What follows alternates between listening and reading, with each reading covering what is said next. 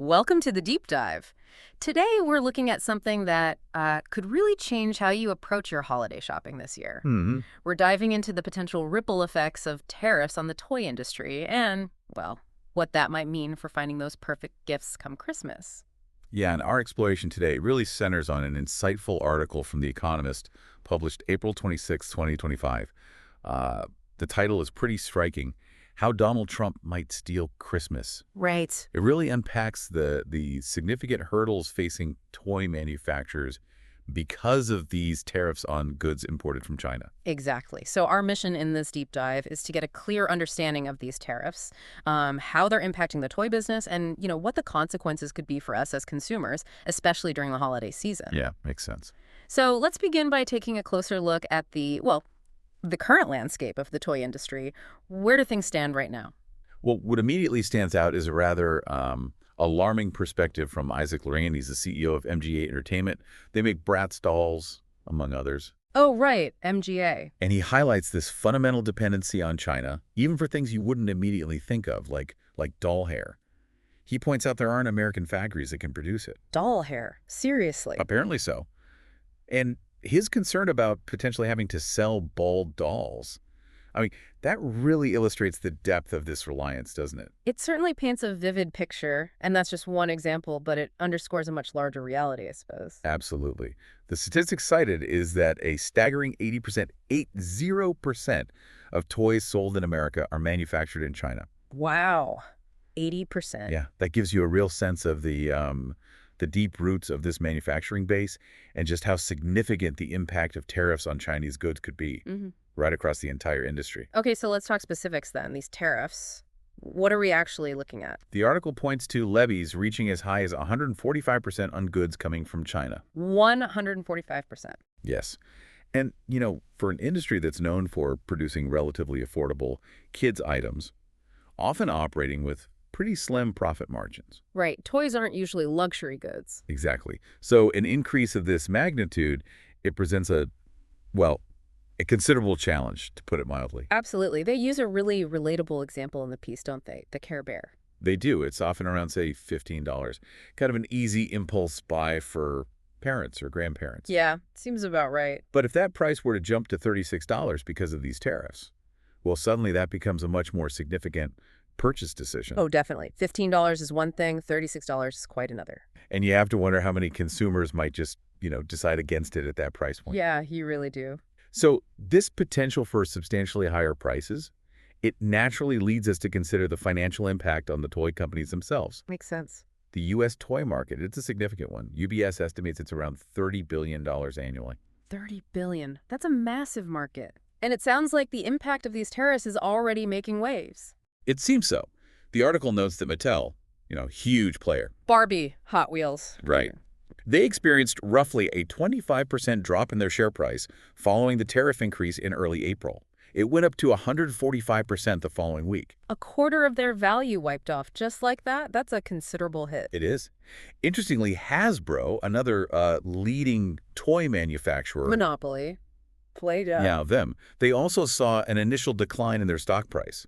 However, they actually experienced a recovery after reporting better than expected first quarter results around April 24th. Oh, interesting. So maybe not all doom and gloom for the big guys. Well, it might suggest that larger companies like Mattel and Hasbro could be somewhat better equipped to navigate these challenges. Perhaps because they've already started the very complex process of diversifying their supply chains. Right, moving production elsewhere. Exactly. Mattel, for instance, has publicly stated a goal. By 2027, they want no single country to account for more than 25% of its total global production. Okay, that makes sense. Larger companies probably have the resources, the scale to explore and actually implement those kinds of shifts. It takes money and planning. It does. But the article also highlights a crucial point here. Which is? Smaller toy firms. They often lack that same level of flexibility, the resources. They're likely to be significantly more vulnerable to the impact of these tariffs. Ah, right. The little guys always get squeezed harder. It often seems that way. Which brings us to how the industry as a whole is reacting to this situation. What are they doing? Lobbying, I assume. Pretty much. The Toy Association is actively working to represent the industry's concerns. They even sponsored events like the White House Easter egg roll. Trying to get the message across subtly. You could say that. They're clearly trying to make lawmakers aware of the potential consequences and, the basic fact that parents want to be able to afford gifts for their children. And has it worked at all? Any glimmers of hope? Well, it seems those efforts might have had some initial positive results, perhaps. The article does mention that tariff exemptions have been granted for certain electronics. Okay. And surprisingly, even adult toys. Adult toys? Yeah. Really? Okay. Yeah. Plus, there was a hint from President Trump back in late April about a possible broader reduction in duties on Chinese goods generally. A hint, though, not a promise. Exactly. And that's what's particularly noteworthy here, the uncertainty surrounding all of this. Right. Even if some relief is granted, the critical questions remain. How extensive will it be? How quickly will it actually take effect? And will it be enough? Going back to that Care Bear example. Precisely. That potential $36 price tag really underscores that even a partial reduction in tariffs might not be enough to prevent significant price increases for you, the consumer. Yeah, a 50% reduction on a 145% tariff is still a lot. A whole lot. And then there's the fundamental challenge of actually moving production away from China. It's just not a simple or quick process. No, I imagine not. Building factories, training workers. Right. The example of Lego is quite telling. Their first U.S. factory is set to open in 2027. Okay. Which is 5 years after it was announced. 5 years. That really emphasizes the significant time and investment involved in trying to, reshore manufacturing. 5 years is a long time in business, especially for smaller companies worried about this Christmas. Exactly. And as Jay Foreman of Basic Fun points out, many modern toys, particularly those with, intricate mechanisms or electronic parts. Yeah, the ones that do stuff. Those rely on highly specialized and interconnected networks of factories, mostly within China. Yeah. Replicating that entire ecosystem somewhere else quickly, it's described as a monumental undertaking. So it's not just about building one factory, it's about rebuilding a whole network. That seems to be the issue for complex toys. And this is why the statistic from the Toy Association survey is so concerning. What did that find? Nearly half, almost 50% of small and medium-sized toy firms are worried they could go out of business within months if these tariffs remain in place as they are. Within months? That's a really stark warning. It is. And it brings us right to the critical issue of the Christmas production schedule. The ticking clock. Very much so. Yeah. Greg Ahern, he's the head of the Toy Association, he paints a pretty concerning picture. He stated that manufacturing in China had already been halted. Halted? Yeah, even back in April when the article is being written. And that's alarming because production for the crucial Christmas season would typically be in full swing by that time of year. So they were already behind schedule back in April. That's the implication.